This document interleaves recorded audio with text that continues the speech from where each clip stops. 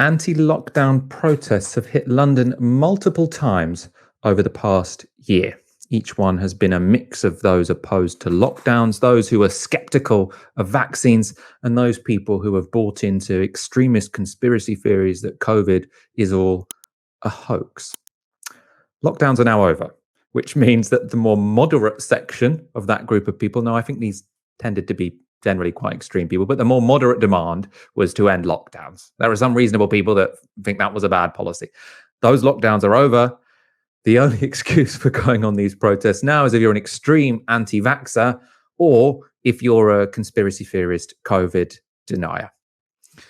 These extremists were out in force in London this weekend. Anti-vaxxers and conspiracy theorists as overlapping sets of, well, quite frankly, bizarre people protesting outside Downing Street and in Trafalgar Square. I want to start by showing you some footage by Urban Pictures, which shows the chaotic scenes outside Downing Street.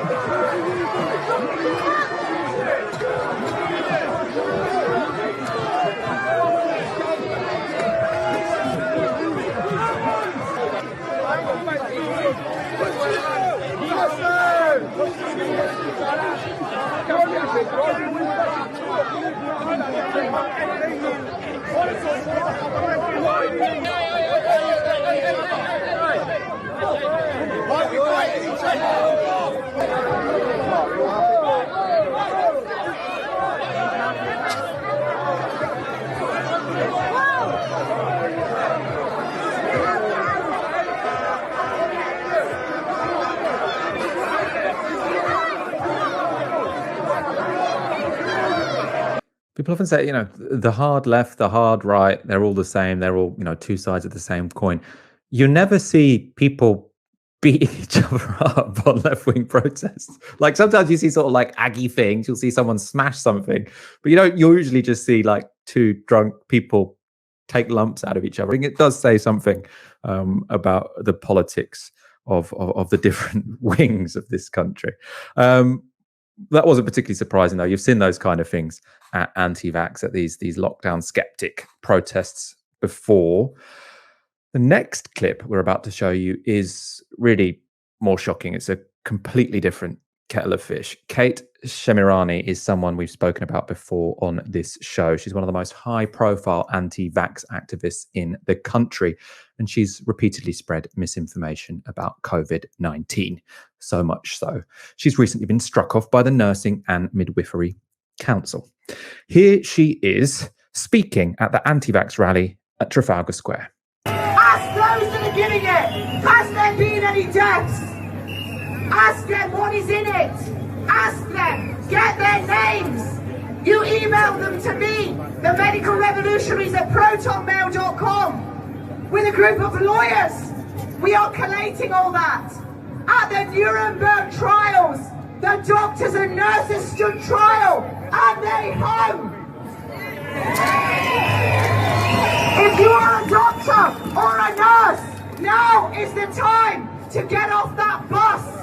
Get off it and stand with us, the people. All around the world, they are rising. I mean, that's a marginal opinion. Obviously, what she's expressing is a marginal opinion. But, the context here is we have had doctors and nurses who, have worked so hard over the past 18 months, so hard, risked their lives, seen countless people pass away when they probably would have liked to have given them more help than they were able to because hospitals were so overwhelmed, people in care homes who moved into care homes to try and stop the spread of COVID-19. And now you've got thousands of people at Trafalgar Square listening to someone who is saying that that doctors and nurses should be hung like Nazis at the Nuremberg trials.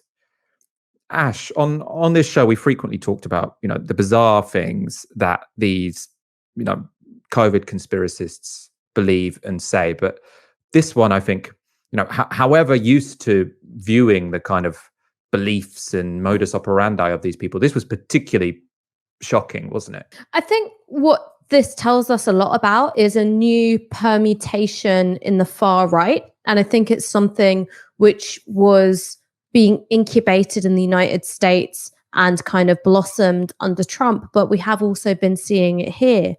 And I think it's a turn towards not just conspiratorial thinking, but what's been described by some political theorists as the cosmic right. So a kind of embrace of, high fantasy almost, in which you're all kind of these agents of history and involved in this big battle of good versus evil. And it's quite weird and it's quite fantastic and it's very dramatic. And it animates a lot of these fringe elements on the far right. So the QAnon conspiracy theory, the stuff around Pizzagate, it all kind of fits into this idea of I am an avenging angel battling against, a grand and networked evil. And so I think that this former nurse, so Kate Sheramani, has been struck off, and rightly so, for peddling misinformation and for, I think, inciting violence against healthcare workers. I think she's somebody who perhaps was quite drawn to that bit of the cosmic right. I don't know how much of this she actually believes, but I think you can see in how she carries herself and how she conducts herself that she likes to see herself in that kind of avenging angel kind of role. So I think it speaks to, a kind of rampant narcissism, a desire for attention, but also to have people validating you in that way. And they're validating you because it's a way of validating themselves and their own role in this kind of heroic Manichaean struggle. So I think that there is something to worry about here, not simply in terms of the pandemic and the direct impact of spreading COVID misinformation, but the way in which I think this conspiratorial, weird, fantastical bit of the right might develop here in this country too. That fantastical element of it is really odd, isn't it? Because it can make it seem sort of funny at first sight. The Pizzagate, QAnon stuff, it seems, just so ridiculous that you can laugh it off, but then it does have real world consequences. It's not surprising the condemnations came in thick and fast. London Mayor Sadiq Khan said, "This is utterly appalling and I have raised it directly with the Met Police. Our NHS staff are the heroes of this pandemic and Londoners from across this city roundly reject this hate." A spokesperson for Boris Johnson said, "Any violence, threats or intimidation is completely unacceptable." And Keir Starmer described it as absolutely shocking and said he hopes her speech will be investigated and dealt with appropriately.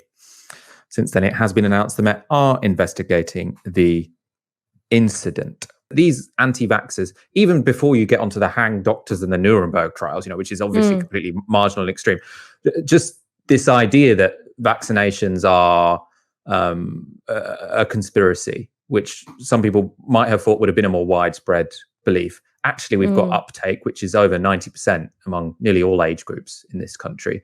There are many places in the world where anti-vax movements are much, much bigger than they are here.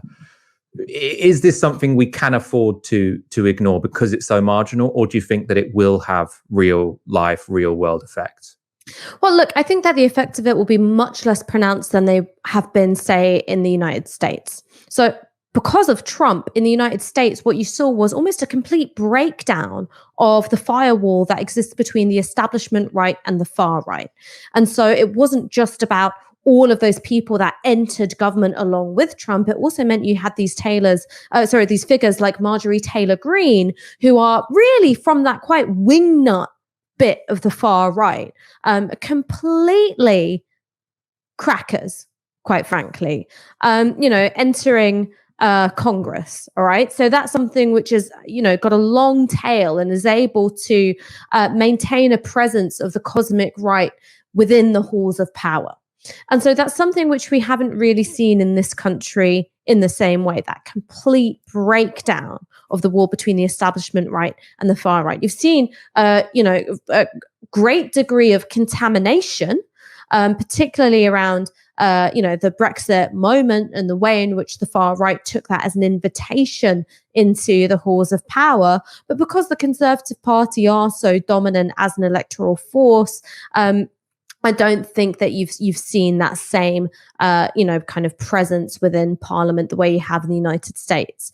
But one thing that might be something to be concerned about is that while I don't think that there is a great appetite for anti-vax conspiracy theories within the Parliamentary Conservative Party, perhaps some of these fantastical conspiratorial elements incubated in the cosmic right here in the UK might bleed into some of these MPs' rhetoric as they tilt more and more towards culture wars. So you have seen them lean into some conspiratorial content around the idea of Marxist critical race theory, I don't know, popping up in nurseries and primary schools and what have you.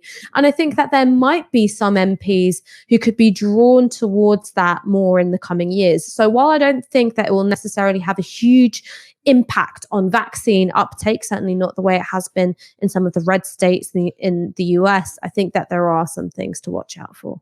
The other variable is, of course, the media. Like Trump had a huge role in breaking down that barrier between the far right and the right in America, but it was also Fox News, which is why we've talked about on previous shows, it's not doing particularly well, but GB News, the fact that it's got a lot of money behind it, and the first night that it showed, it had Dan Wootton railing against public health experts who he said were addicted to power. It was very much this sort of anti-science, conspiratorial, completely unevidenced, pretty out there, actually, ideas that were popularized on Fox News, and GB News seems pretty intent on bringing here. And actually, from the past 2 months, what it seems is happening on GB News is the more they fail, the further right they go. So they thought, we're being too moderate. That's why not enough people are watching us. They've now got Nigel Farage on the show, and Nigel Farage is going to be doing a lot more of this anti-science nutty stuff than whoever had that show before him. And I do think, what would our COVID crisis have been like if you had GB News as a very successful organization at the start of it? I do think, at the moment, we happen to have Boris Johnson who listened to the extremists at the Daily Telegraph. But if you had GB News, you would have also had a sort of grassroots movement behind Boris Johnson's terrible decisions, whereas it ended up that he was fairly isolated when it came to believing the Great Barrington Declaration, believing the let's do natural herd immunity people. So if GB News get what they want, I think you will see much more of this. What do you call it? The cosmic right sort of emerging in the UK. One thing to say about the broadcast environment in the UK is that while I think there's generally less receptiveness towards the cosmic right, though you do have these figures like Dan Wootton, and you do also have figures on talk radio who create a space for those kinds of views to be heard and legitimized. That doesn't mean that you don't have an anti-science tradition amongst very establishment journalists. So going back to, say, the conspiracy theories around the MMR vaccine supposedly causing autism in children, well, who was somebody who did a lot of work to convey about that theory into the mainstream press and to, give it airtime and to legitimize it? It's Melanie Phillips, who still writes for The Times, who's still on Radio 4, who still writes for the Jewish Chronicle, and enjoys a certain amount of respectability amongst that, quite rarefied world of establishment media. When it came to the AIDS crisis and denying the link between HIV and AIDS, well, who was really platforming that theory when he was editor at the Sunday Times? It was Andrew Neil. And again, he's then somebody who's been able to rehabilitate his reputation. And until he left the BBC, was really seen as one of the kind of grandees of British broadcasting and one of, the best that the BBC had to offer. So I wouldn't be too confident about the robustness of, legacy media outlets in challenging anti-science nonsense when they come across it. It just so happens that there has been a pretty strong consensus around coronavirus and the vaccine in this country, because while we do have a degraded public sphere, it is nothing like, that fucking sewage, which is American broadcasting.